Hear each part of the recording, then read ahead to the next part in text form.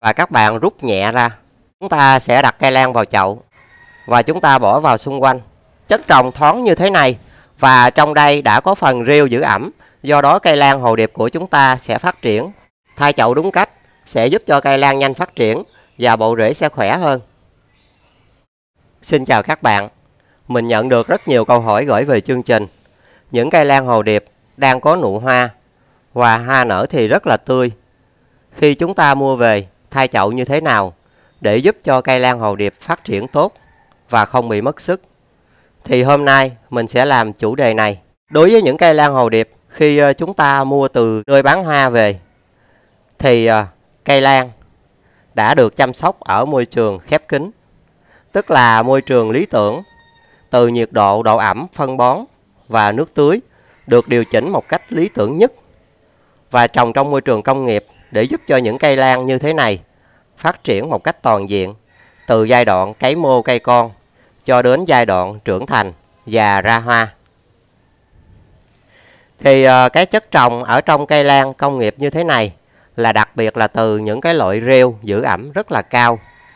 Và khi chúng ta đem về thì môi trường đã bị thay đổi.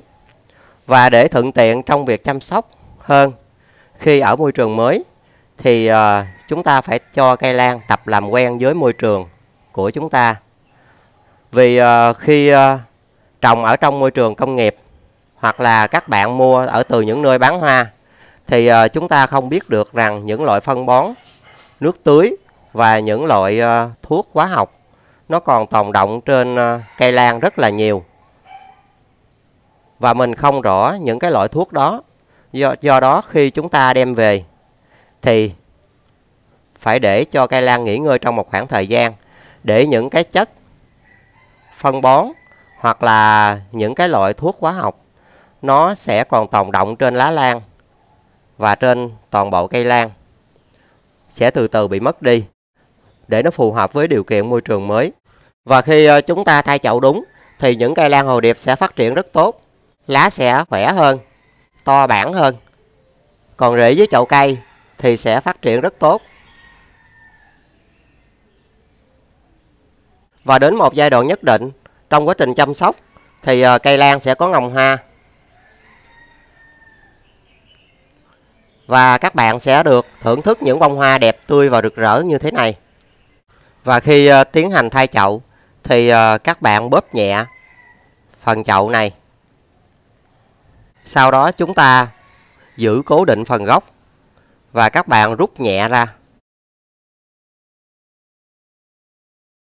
Những giá thể như thế này hút ẩm rất là tốt.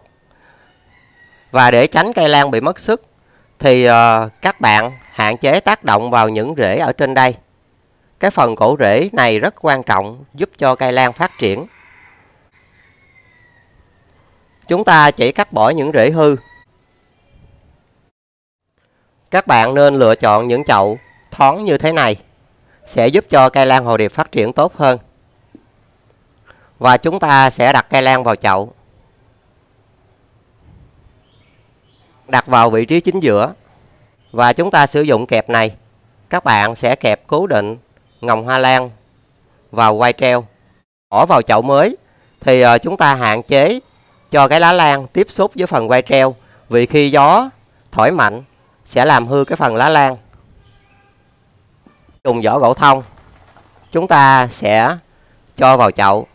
Thì loại gỗ thông này các bạn nên sử dụng loại size lớn và chúng ta bỏ vào xung quanh.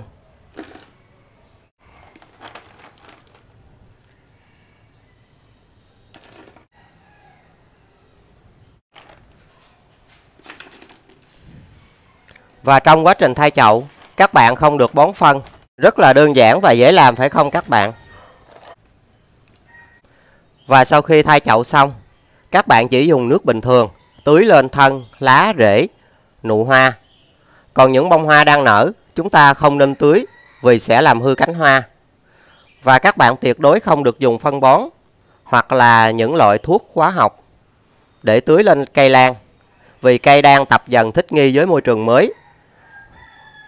Các bạn có thể tận dụng nước vo gạo hoặc là nước từ bột gạo rang mà mình đã chia sẻ Vì những chất đó hoàn toàn tự nhiên sẽ giúp cho cây lan cân bằng dinh dưỡng và phát triển rất tốt, và nó sẽ chống sốc khi có sự thay đổi từ môi trường cũ sang môi trường mới.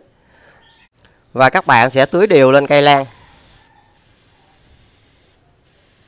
Các bạn tưới từ dưới mặt lá tưới lên để giúp những vi khuẩn có hại ở dưới lá lan sẽ bị trôi đi và giúp cho lá lan phát triển tốt hơn.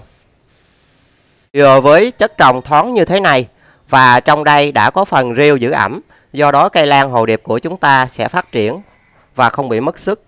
Và các bạn sẽ đặt cây lan ở nơi mát, thoáng gió, có ánh sáng vừa đủ.